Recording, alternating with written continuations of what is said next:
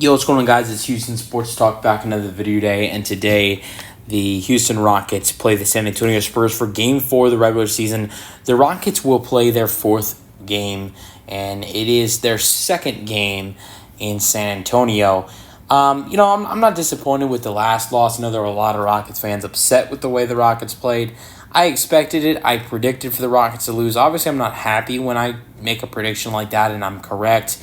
But I just felt like with the fight that the team had the night before against a tough team, the Grizzlies are a tough basketball team to play, and the Rockets had a lot of fight in that second half. Really had to start before the first half was over, and the Rockets fought and fought and fought to beat the Grizzlies, and not just beat them, but destroy them, as the Rockets beat the Grizzlies by 20 points, 128 to 108. And they outscored the Grizzlies by 24 in the third quarter, 31-7. I mean, it's extremely hard to limit a basketball team to less than 10 points in a quarter.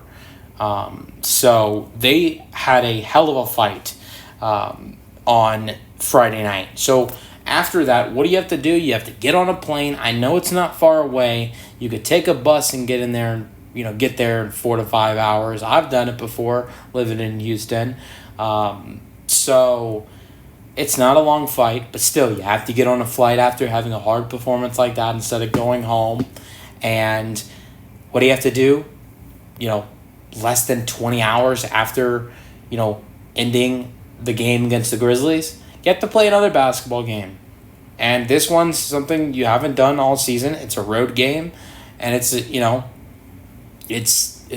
hard to play basketball in a back-to-back always, but it's even harder when you had to fight like you did the night before. So the Rockets obviously started off to a very slow start.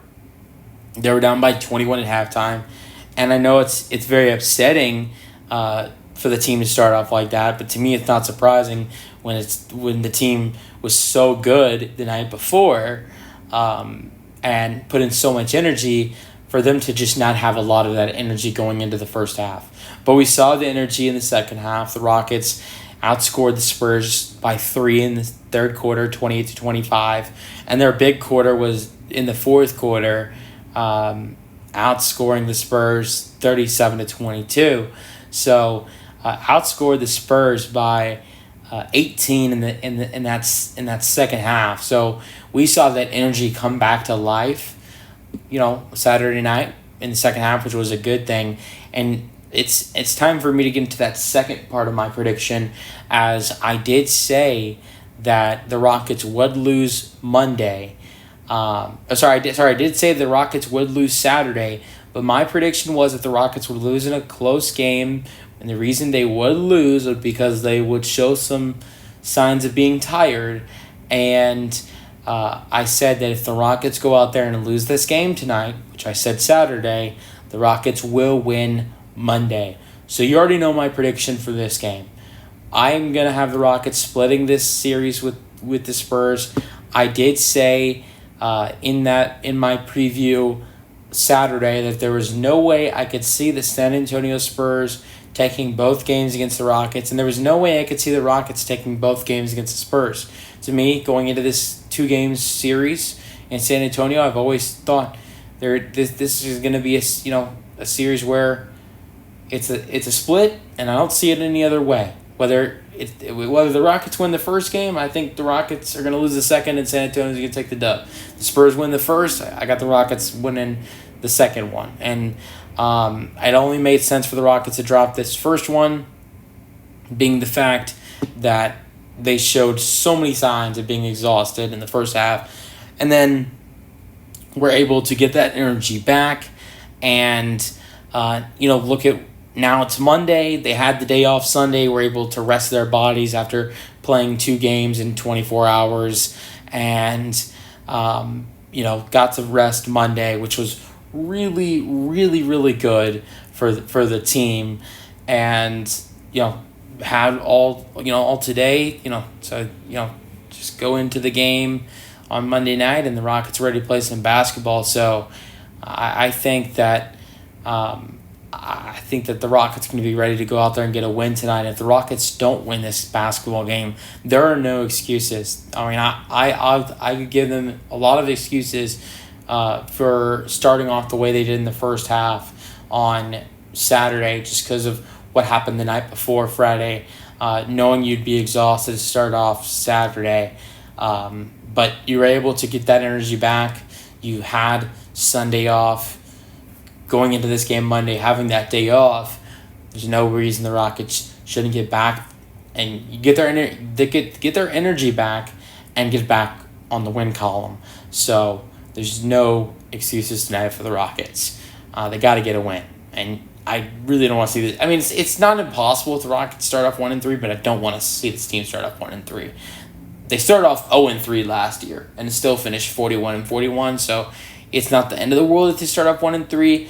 I just don't love the idea of this team starting off 1-3 and then going into a matchup against the Dallas Mavericks. I'm not feeling too great against the Rockets going into Dallas. I think it's a winnable game, but I'd much rather see a Rockets 2-2 team go into Dallas than a Rockets 1-3 team. So hopefully the Rockets go in to this game and get a dub for the best. It's for the best. It's for the team, of course. All right, so let's get into some starting lineups and some injuries. Spurs, Devin Vassell and Trey Jones remain out. Rockets, Steven Adams remains a game time decision. We'll see if he plays. Look, the Rockets don't have to rush him back. I'm not going to say I prefer Jock Landale over Steven Adams because I really love Steven Adams, but Jock Landale's playing well enough basketball this season so far where you don't have to at all rush Steven Adams back. Jock Landale went 5 for 7 with 13 points and 2 rebounds in 13 minutes against San Antonio.